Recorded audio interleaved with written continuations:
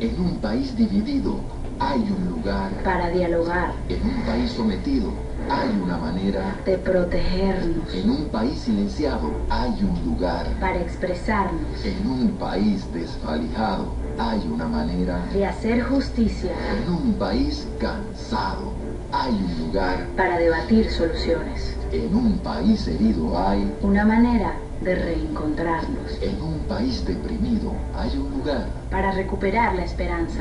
En un país agobiado hay una manera de darle un giro a la historia.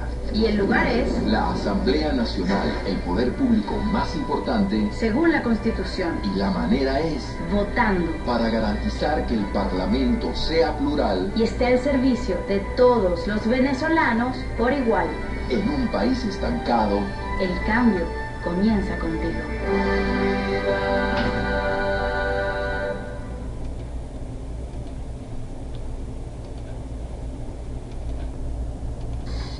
Un centro de votación es un lugar donde se encuentran las organizaciones más importantes de las elecciones, las mesas electorales. La mesa electoral es la encargada de realizar el proceso de votación y está conformada por un equipo de personas llamado miembros de mesa. Su función es cumplir la normativa electoral y garantizar que la votación transcurra de manera eficiente, imparcial y ajustada a la ley. La mesa funciona con 4 miembros, quienes tienen sus suplentes. Hay 39.000 mesas electorales, por lo que participan más de 150.000 miembros de mesa el día de las elecciones. Esto es un número increíble de personas que se movilizan a lo largo y ancho del país para dirigir el proceso de votación. Son los verdaderos rectores de la democracia y además fueron todos elegidos al azar en un sorteo de los votantes inscritos en cada centro de votación, para así evitar cualquier selección con criterios políticos. Una vez seleccionados, están en la obligación de prestar el servicio electoral. De los 4 miembros de mesa principales, hay uno que actúa como presidente de mesa y cumple un rol fundamental. Es quien da inicio al proceso de votación, quien autoriza a cada elector a votar, quien da la orden de cierre de las mesas a las 6 de la tarde si no hay electores, y quien sortea junto a los otros presidentes de mesa las cajas que serán objeto de la verificación ciudadana. El presidente de la mesa es la autoridad máxima del proceso y todos los demás actores están subordinados a él. Además de los miembros de mesa, también hay testigos que representan a los candidatos que participan en la elección y por eso son los únicos que pueden revelar su parcialidad política en el centro de votación, pero sin hacer propaganda política de ningún tipo. Cada testigo tiene 2 suplentes y tienen derecho a exigir el cumplimiento de las normas, a denunciar irregularidades y a vigilar que los miembros de mesa actúen imparcialmente. Deben dejar toda irregularidad que observen escrita en acta. Dentro de la mesa también está el operador de máquinas del CNE, quien se encarga de la parte técnica de las máquinas, pero no puede tomar decisiones de ningún tipo. Y en algunas mesas habrá observadores electorales acreditados por el CNE, quienes pueden tomar nota de todo el proceso. Esas son todas las personas que pueden estar en una mesa electoral, todas al servicio del elector, el verdadero protagonista de la democracia. Fuera del recinto de la mesa electoral se encuentran los miembros del Plan República, cuya función es resguardar la seguridad del centro de votación, de los electores y del material electoral. Los efectivos militares están subordinados a los miembros de mesa y no deben participar en ninguna decisión electoral. Su rol es resguardar la seguridad y el orden público en el centro de votación y en un perímetro de 200 metros alrededor. Si el centro de votación tiene 3 o más mesas electorales, también habrá una estación de información al elector, en donde se le informará en qué mesa vota y cuál es su renglón del cuaderno de votación. Aquí puede haber un testigo por cada computador que se use en la estación, y estos testigos también pueden tener 2 suplentes. Por último tenemos al coordinador del CNE. Su única función es asegurarse que la logística electoral del centro se ejecute, que las máquinas lleguen y funcionen, que el material electoral llegue y esté completo. En resumen, cumple un rol meramente logístico y no toma decisiones electorales. Los únicos jefes de la elección son los miembros de mesa, liderados por el presidente de mesa. Ellos son quienes toman las decisiones en cumplimiento de la normativa electoral. Estos son todos los que participan en el centro de votación. Ya sabes qué hace cada quien y puedes felicitarlos si hacen bien su trabajo o denunciarlos si cometen alguna irregularidad. Mientras más conozcamos la norma y las funciones de cada uno, colaboraremos en que la elección transcurra de manera limpia e imparcial. Infórmate y participa.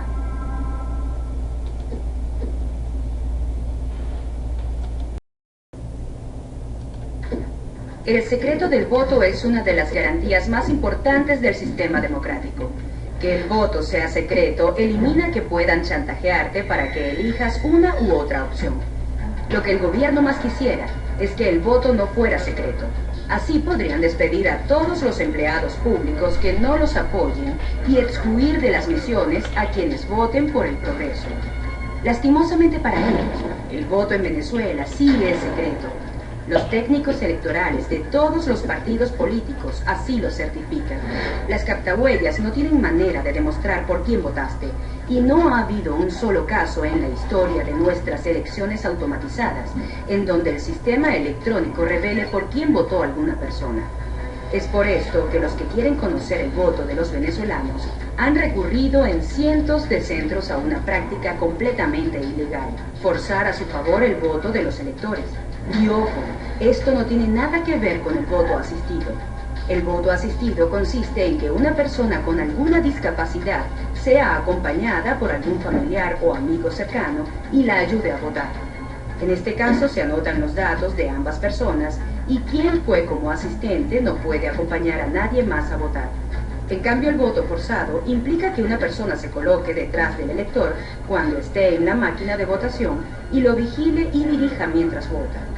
Si eso te ocurre a ti y no tienes nada que ver con el gobierno, le dices a quien te vigila: fuera de aquí. Pero si eres empleado público o beneficiario de misiones y él sabe tu nombre y te tiene en una lista, ¿qué opción tienes en verdad de votar por alguien distinto al candidato del gobierno? Lo podrías hacer, pero pagarías las consecuencias.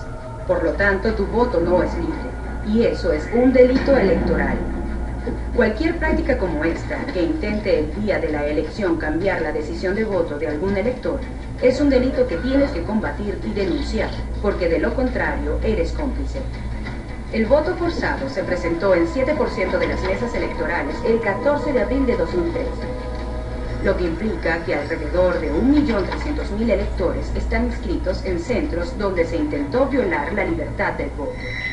A pesar de lo espantosa y fraudulenta de esta práctica, la inmensa mayoría de las mesas electorales no la padeció.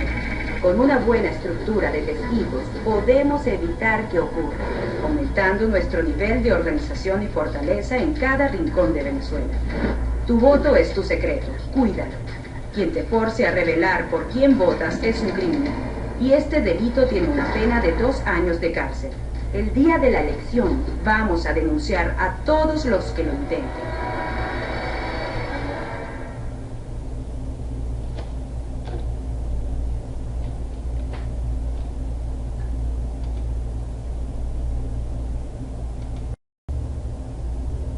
El horario de las elecciones en Venezuela va desde las 6 de la mañana hasta las 6 de la tarde.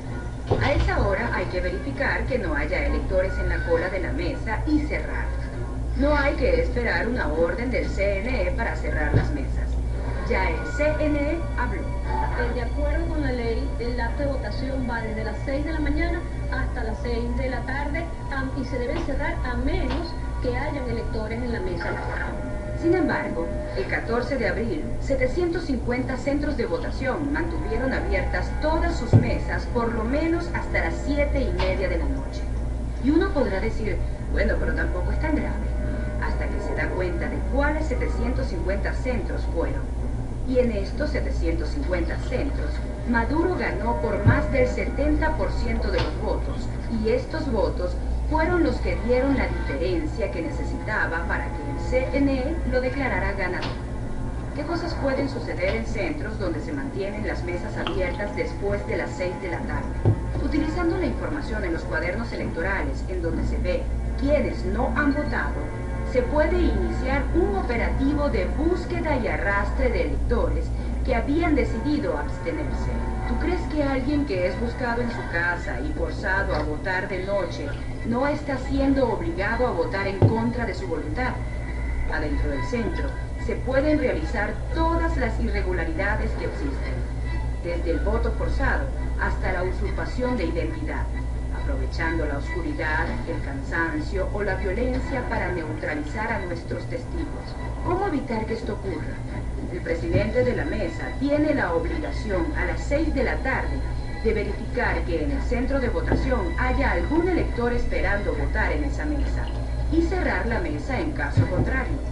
Le corresponde a los testigos exigir que se cumpla el reglamento y denunciar todos los delitos que se deriven del cierre tardío de la mesa. Le toca a la comunidad presionar para que se cumpla el reglamento y se cierren las mesas sin electores para poder presenciar el escrutinio y la verificación ciudadana. El día de la elección vamos a defender la voluntad del pueblo en los centros de votación de manera pacífica y organizada. Somos mayoría los que queremos una Venezuela de progreso y bienestar.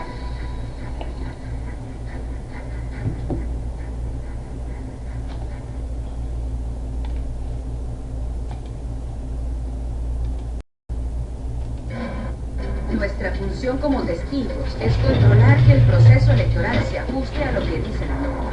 Pero una cosa es saber la norma y otra hacerla cumplir. Para lograr hacerla cumplir necesitamos tener actitud clave. Actitud clave es lograr una comunicación efectiva con los otros actores del centro que te permita diseñar el plan para que se cumpla la norma. Para lograr una comunicación efectiva, tenemos que entender que cada quien percibe la realidad a su manera, y este es el primer obstáculo a superar. Imaginemos que viene el coordinador del CNE y a las 6 de la tarde dice: me llamaron del CNE que no se puede cerrar todavía. Tú como testigo sabes que a las 6 de la tarde, si no hay electores en cola, las mesas deben cerrar y que no hay que esperar una orden del CNE.